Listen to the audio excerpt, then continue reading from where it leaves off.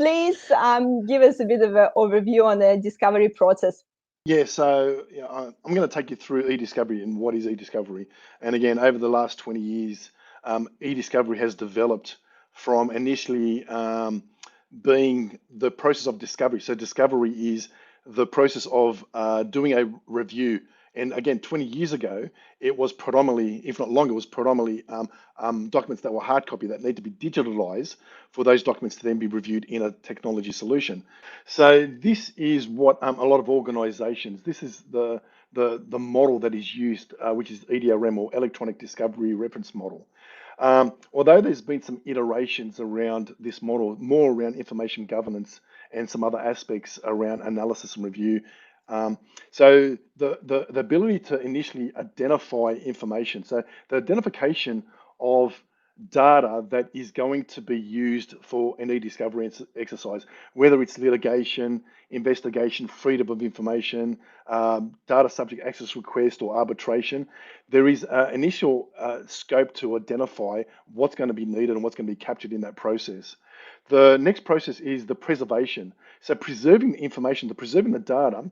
So obviously, if, for an e-discovery and for forensic, the efficiency and the preservation of data, making sure that the data is not manipulated, altered, or affected in any way through that collection process, which then brings me to collection.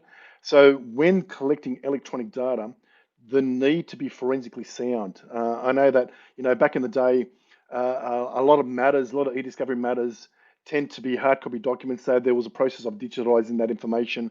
And as we progressed to more complex cases, even today, where the multitude of data is in the terabytes, petabytes, and even greater than that, being able to capture that data, process in a way that is then made available to the legal team or investigative team, or the team that's going to apply the analysis, hence where the processing stage comes into play.